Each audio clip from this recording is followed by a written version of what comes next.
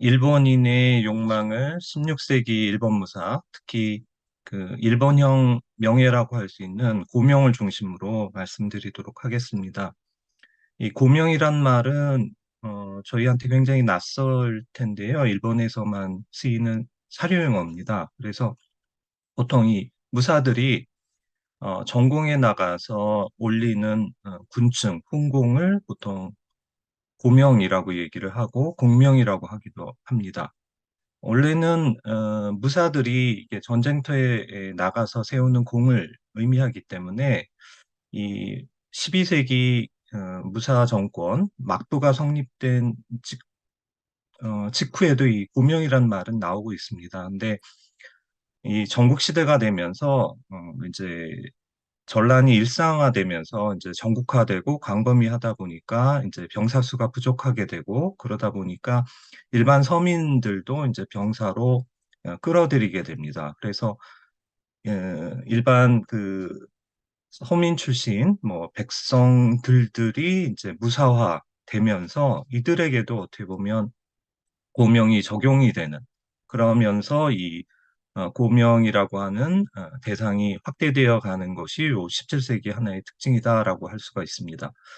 시간이 없어서 그 읽지는 못합니다만 발표문에 보시면 그 가토 기요마사의 중마고라고 하는 이다 나오카케라고 하는 사람이 첫 전투에 참석했는데 참여했던 동료들이 너무 많이 죽어서 아, 이거는 자기는 무사로 나가는 게 맞지 않아라고 생각했지만 여러 꼬임에 빠져서 결국 그 무사가 되는 이런 모습이 나타나는데 이것이 16세기의 특징이다라고 할 수가 있습니다. 또 한 가지 고명이라고 하는 일본형 이 명예의 특징 중에 하나는 저희가 흔히 얘기하면 뭐 부귀와 명예를 대립적으로 보통 저희는 이해하고 있는데요. 이 시기의 고명은 글자대로 부명이 같이 가는, 즉 명예를 이름을 높여서 군공을 세우고 높은 이름이 나면 거기에 따라서 영지와 보상이 따르는 이런 구조가 이 16세기에 나타난 고명이라고 할 수 있습니다. 그래서 저는 이것을 이 16세기 고명사회라고 하는 개념으로 요 일본 요 전국 시대를 현재 파악하고 있는데요.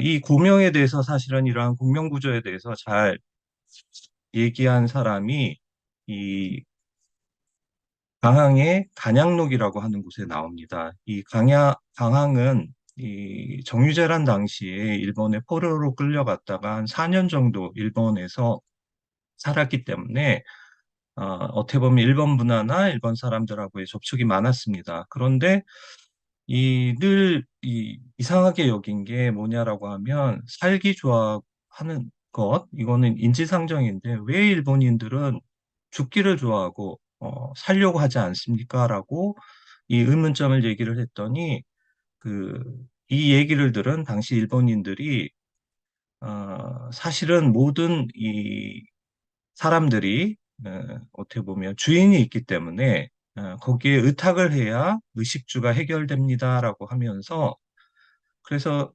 이 그 몸이 자신의 몸이 아니라고 얘기를 하면서 한번 담이 작은 사람이다라는 일명 담박이라고 그 겁장이라고 하는 이러한 그 담이 적다라고 한번 이름이 나게 되면 이 결국은 살아남지 못하는. 그래서 칼을 잘 다룰 때 흉터가 앞에 있으면 용부다라고 얘기를 하면서 큰 복록을 받지만 귀 뒤에 상처가 있으면 잘 도망가는 겁장이다라고 해서 받기 때문에 이런 구조이기 때문에 어쩔 수 없이 싸울 수밖에 없습니다. 그래서 결과적으로 이 죽기를 좋아하는 것처럼 보이지만 사실은 이런 그 사회 구조 때문에 불가피합니다라고 한 얘기를 요 강항의 간양록에 굉장히 잘 나옵니다. 여기에서도 보시면 이 겁장이라고 이름이 날 것인가 용부로 날 것인가 이 용부가 바로 고명과 연결되는 틀이라고 할 수가 있고요. 이게 어, 요 시기에 고명에 관한 어떤 구조를 잘 얘기하는 것이다라고 할 수가 있습니다. 그 짧은 뭐 한 남은 시간에는 이 모든 것을 다 말씀드릴 수 없기 때문에 한 사례를 가지고 좀 더 구체적으로 그 16세기 그 고명에 대해서 말씀드리도록 하겠습니다. 이 가또 우지사또라고 하는 인물로 아마 처음 들어보신 분이 많으실 텐데요. 사실은 이 도요토미 정권 시기에 굉장히 중요한 어, 거의 최고위층 인물입니다. 이 일본의 그 오미 현재 시가현의 작은 영주에서 출발을 해서 이 전란을 통해서 많은 고명을 올리고 그 결과 이 동북 쪽에 백만석 거의 백만석에 육박하는 큰 다이묘로 성장한 그 입지전적인 그런 인물인데요. 이 사람이 40살에 죽기 직전에 보낸 사적 편지가 있습니다. 근데 이게 굉장히 희귀한 것이 이와 같이 자기의 어떤 내면의 모습을 그대로 알린 것이 잘 발견되지 않습니다. 그런데 이 우지사토가 이토 모리카게의 아들 한고로라고 하는 이 젊은 무사에게 굉장히 그 내밀한 사적 편지를 보내면서 너와 나는 굉장히 친하기 때문에 마음속에 숨길 일이 없다라고 하면서 꺼리낌 없이 얘기를 하겠다라고 하는 내용이 나옵니다. 그런데 음, 이 속에 자기가 어떻게 이렇게 큰 다이묘로 성장을 했는지 그리고 젊은 무사에게 자기의 어떤 경험을 바탕으로 일종의 어떻게 보면 충고를 했습니다. 그 내용을 살펴보면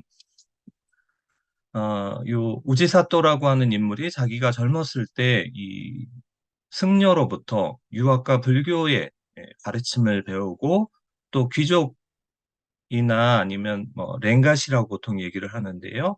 이 웃다 노래를 부르는 그 가도를 배워서 여기에 이제 심취해 있어서 어떨 때 그 왁카회를 열었더니 거기에 멋진 시를 지었더니 모두 훌륭하다라고 칭찬을 했다고 합니다.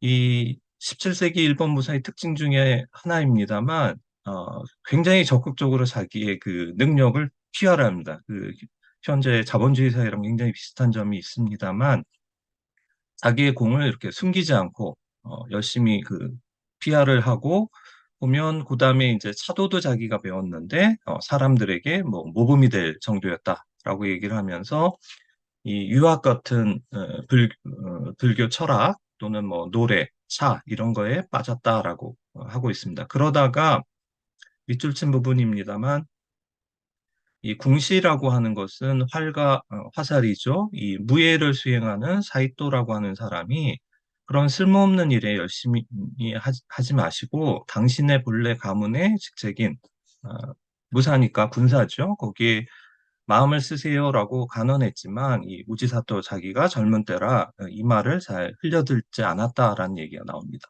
그러다가 이 오다 노부나가가 이 지역으로 쳐들어왔을 때 이 가모 우지사타도 그 편에 그 부하가 됩니다. 그래서 이제 여러 전투에 싸우게 되는데 한 번은 여기에 보시면 이 선봉이 이가중이라고 이가의 군대들 무리들을 이가노슈라고 해서 이가중이라고 얘기를 하고 이게 여담입니다만 그 닌자들이 이가 고가라고 하는 곳에 일본 닌자의 그 원형이라고 보통 얘기를 하는데 아무튼 이 이가라고 하는 지역의 그 그룹이 선봉대였고 자기는 두 번째로 속해서 출진하게 됐습니다. 근데 앞서 얘기한 이 사이토라고 하는 사람이 혼자 와서 뭐라고 얘기를 하냐라고 하면 가만히 보니까 이가중이 별로 그 형편없는 것 같아.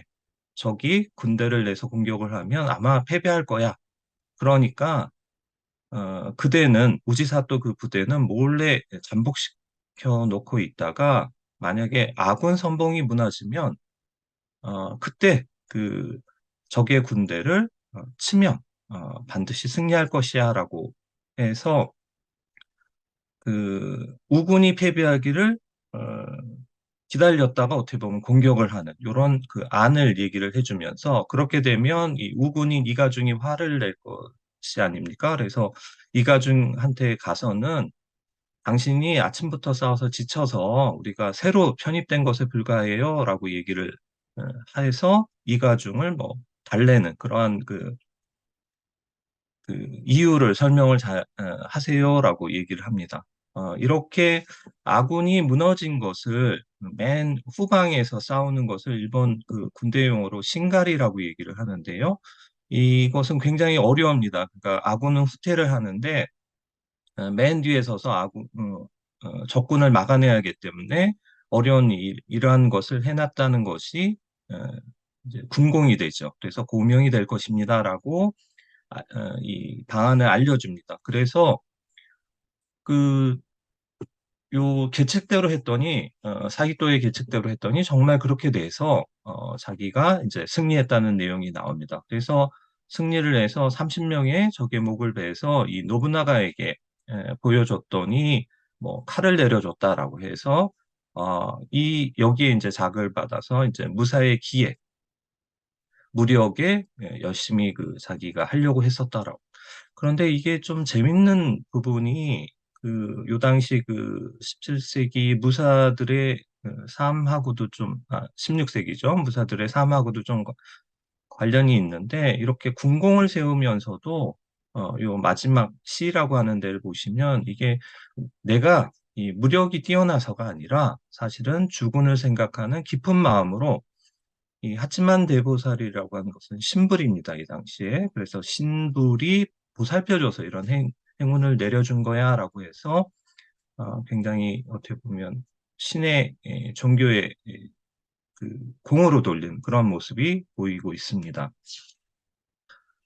어쨌든 쭉 이런 형태로 자기가 어떻게 무예에 힘썼는지를 쭉 설명을 하면서 그래서 요컨대 그 한고로라고 하는 젊은 무사에게 그 뭐 시나 이런 등등보다도 본래 그 가문의 무용에 대해서 힘쓸 필요가 있다라고 하면서 어떻게 이 어, 무사단 가신들을 다스려야 되느냐라고 얘기를 하면서 쭉 그에 관련된 얘기를 하면서 이 중간 부분에 보시면 상인들은 오직 금전과 이윤만을 생각하나 사무라이는 이런 금전과 이윤에 마음을 써서는 안 된다라고 얘기를 하면서 사무라이 본병은 이 무용에 있다라고 이 무용이 에 힘쓴다면 그래서 무용의 명예가 있다면 보명을 올리면 입시는 따라오는 것입니다라고 얘기를 하는 내용입니다.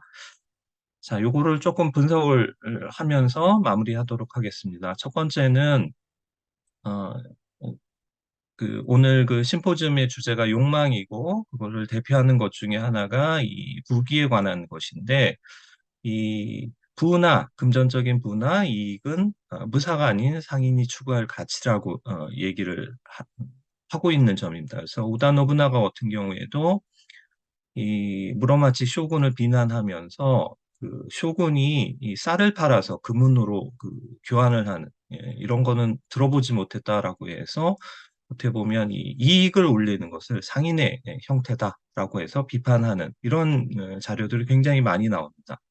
그렇지만 어, 사실은 거꾸로 얘기하면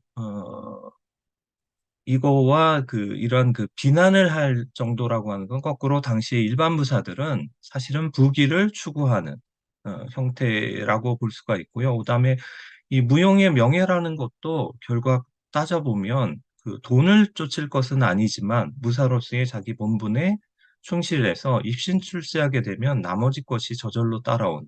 그러나 이것을 드러내놓고 추구하는 것은 상인의 가치다라고 해서 이 자기의 본직인 그 무용의 영예라고 하는 것을 추구해라라고 이야기하고 있습니다. 그다음에 두 번째로 말씀드리고 싶은 것은 여기에 보시면 무도, 이 궁도 또는 무사의 길과 노래와 학문 같은 무인의 길을 상호 대립되는 가치로 파악하고 있는데 사실은 당시 이 자료들을 읽어보면 이 두 가지를 다 하라라는 것들이 굉장히 많이 나옵니다. 예를 들어서 가토 기요마사 같은 경우에도 학문의 정성을 다하라라고 얘기를 하면서 병법의 서적을 읽고 충효의 마음을 가지는 게 중요하다라고 얘기를 하고 있고요. 그래서 문을 익혀라라고 하는 것은 오히려 장려되고 있습니다. 다만 중요한 것은 이때 문은 이 마음속에 밑줄 친 부분입니다만 화산 풍류와 같은 약한 것에 마음을 쓰면 얼마든지 여자처럼 약해 빠진다라고 얘기를 하면서 어떻게 보면 이 무에 종속되는 문이라고 할까요? 그래서 책을 많이 짓고 시를 짓고 고사를 익히고 하는 것은 그걸 즐기는 것이 아닌 헛되이 읊조리는 것 이런 것이 아니라 실용적인 그 학문을 강조하고 있습니다. 그다음에 그 세 번째로 아까 얘기한 무용이 신불의 뜻에 관련이 있다라고 한 부분인데요.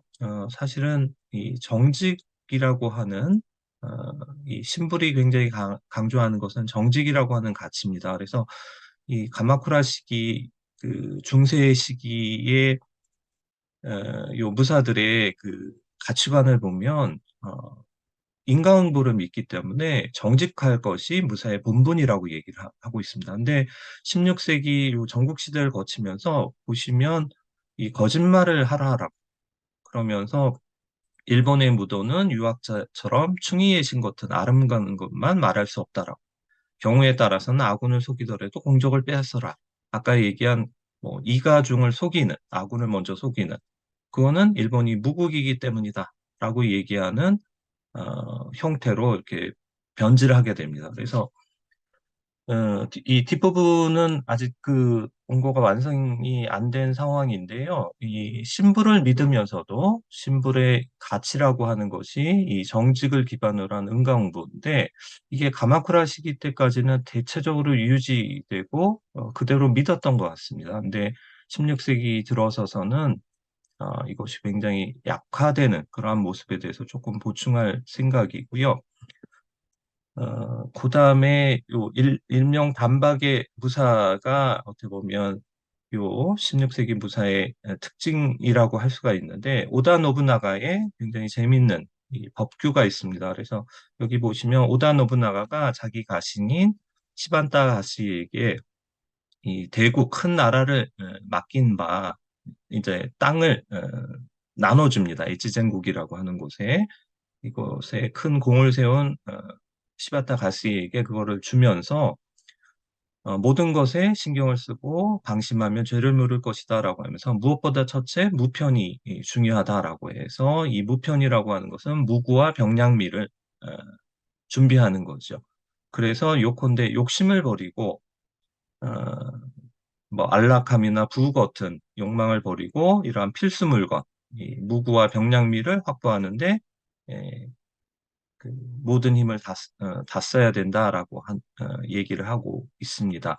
그래서 여기까지가 말씀드린 이 공명이라고 하는 일본형 그 16세기의 어떻게 보면 어, 명예에 관한 일본의 구조라고 할 수가 있습니다. 시간이 없어서 여기까지만 하도록 하겠습니다.